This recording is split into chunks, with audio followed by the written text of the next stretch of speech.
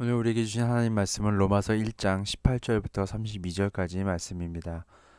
하나님의 진노가 불의로 진리를 막는 사람들의 모든 경건하지 않음과 불의에 대하여 하늘로부터 나타나나니 이는 하나님을 암하는 것이 그들 속에 보임이라. 하나님께서 이를 그들에게 보이셨느니라. 창세로부터 그의 보이지 아니하는 것들 곧 그의 영원하신 능력과 신성이 그가 만드신 만물에 분명히 보여 알려졌나니 그러므로 그들이 핑계하지 못할지니라.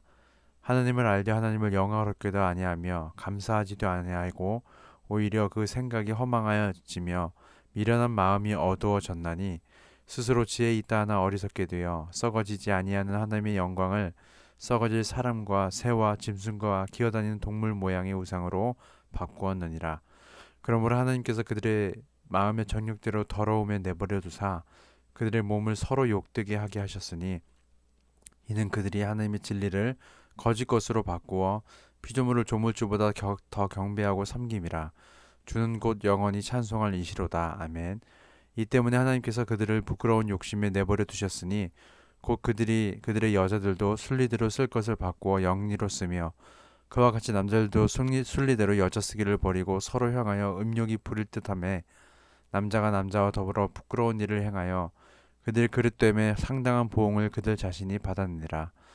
또한 그들이 마음에 하나님 두기를 싫어하며 하나님께서 그들을 그 상실한 마음대로 내버려 두사 합당하지 못한 일을 하게 하셨으니 곧 모든 불의, 추악, 탐욕, 악의가 가득한 자요, 시기, 살인, 분쟁, 사기, 악독이 가득한 자요, 수근수근하는 자요, 비방하는 자요, 하나님께서 미워하시는 자요, 능욕하는 자요, 교만한 자요, 자랑하는 자요, 악을 도모하는 자요, 부모를 거역하는 자요, 우매한 자요, 배악하는 자요, 무정한 자요, 무자비한 자라. 그들이 이 같은 일을 행하는 자는 사형에 해당한다고 하나님께서 정하심을 알고도 자기들만 행할 뿐 아니라 또한 그런 일을 행하는 자들을 옳다 하느니라. 아멘. 창조주를 잊고 전적으로 타락한 인간이라는 제목을 함께 말씀을 나누도록 하겠습니다. 바울은 오늘 본문 18절에서 32절에서 불의로 진리를 막는 사람들 이 행하는 모든 불의한 일들에 대해 언급하면서 궁극적으로 말하고자 하는 것이 있습니다. 그것은 앞서 보았던 16절, 17절의 말씀대로 모든 믿는 자에게 구원을 주시는 하나님의 능력이 담겨 있는 복음으로 말미암아 의인으로 부르셨다는 것이 얼마나 놀라운 하나님의 전적인 크신 은혜인지를 더 깊이 알게 한다는 것이죠.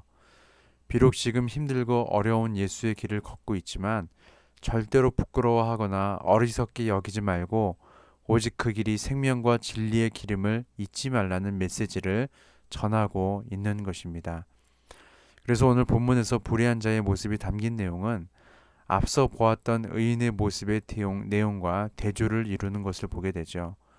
의와 불의가 대조를 이루고 복음이 부끄럽지 않은 자와 부끄러운 욕심에 있는 자가 대조를 이루고 하나님께서 내버려 두지 않는 자와 내버려 둔 자에 대해 대조를 이룹니다. 이러한 대조를 통해 바울은 의인인 너희는 하나님께서 내버려 두지 않으시고 복음을 듣게 하시고 복음으로 말미암아 구원을 얻는 놀라운 은혜를 입은 자임을 잊지 말라고 당부하는 것입니다. 의인과 불의한 자에 대해서 한번 살펴보도록 하겠습니다. 17절에서 의인은 믿음으로 말미암아 산다라고 하였습니다. 복음을 믿음으로 사는 자가 의인입니다. 그 믿음은 일회성이 아니고 첫 믿음부터 끝 믿음까지입니다. 그것이 17절에서 말하는 믿음으로 믿음에 이르게 한다라는 말의 의미입니다. 반대로 불의한 자는 복음을 믿음으로 사는 자가 아닙니다. 자기 소견에 옳은 대로 사는 자가 불의한 자입니다. 하나님께서 불의한 자에 대해서는 내버려 두신다고 말씀하셨다는 것은 의인에 대해서는 반대로 내버려 두지 않으신다라고 해석할 수 있습니다. 그 이유는 의인은 복음을 믿음으로 말미암아 살기 때문이고 불의한 자는 자기 소견에 옳은 대로 살기 때문이다라고 바울은 말하고 있습니다. 그렇다면 바울이 의인과 불의한 자의 대조를 통해서 로마에 있는 믿는 자들과 오늘날 우리에게 말하고 싶은 것은 무엇일까요?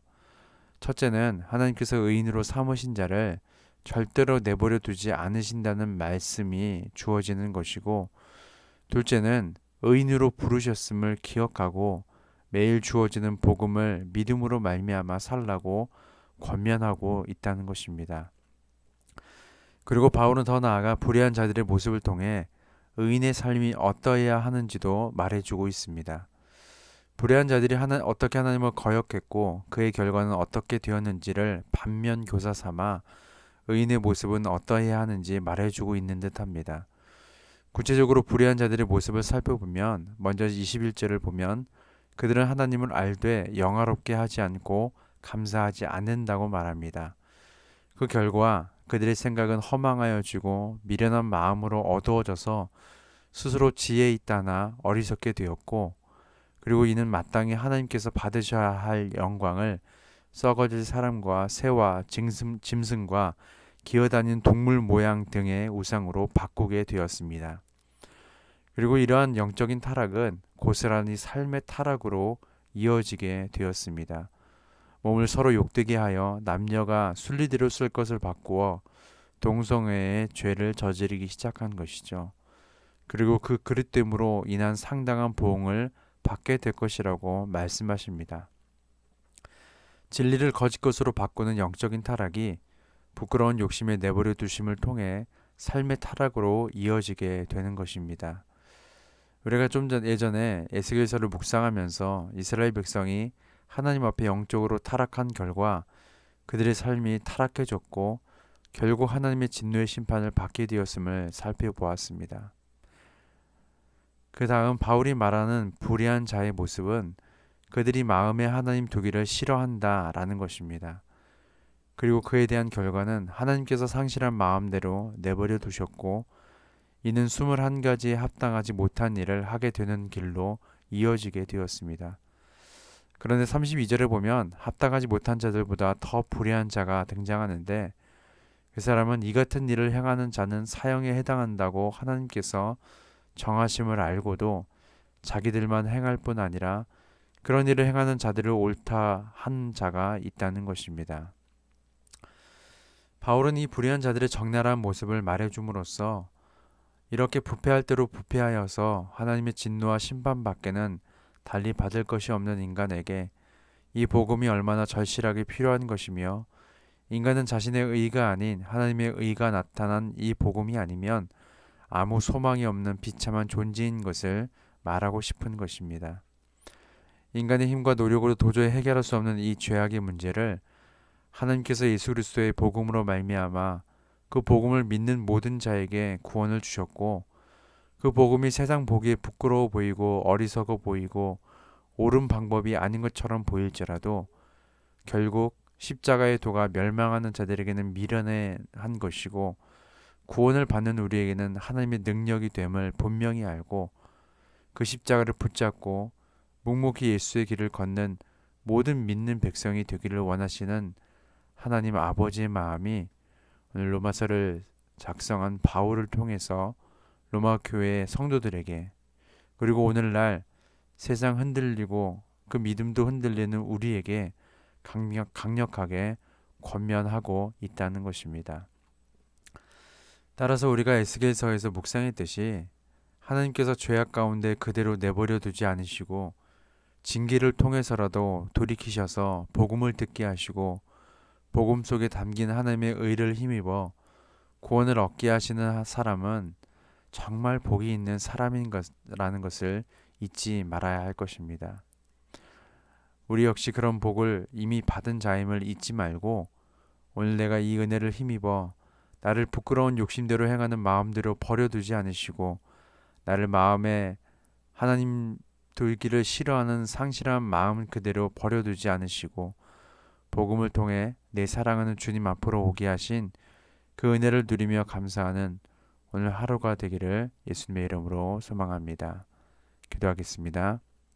사랑하는 주님, 나를 부끄러운 욕심에 내버려 두지 않으시고 나를 마음에 하나님 두기를 싫어하는 상실한 마음 그대로 두지 않으셨으며 복음의 빛으로 찾아오시사 내 눈을 열어 나의 모습을 보게 하시고 주님 없이는 살 수 없다고 고백하게 하시며 나를 주님의 것으로 만들어 주신 것을 감사드립니다. 저도 이 어둠 가운데 방황하는 영혼들에게 복음의 빛 밝히 비출 수 있는 우리의 신앙과 삶이 되게 하여 주옵소서. 감사드리며 예수님의 이름으로 기도드립니다. 아멘.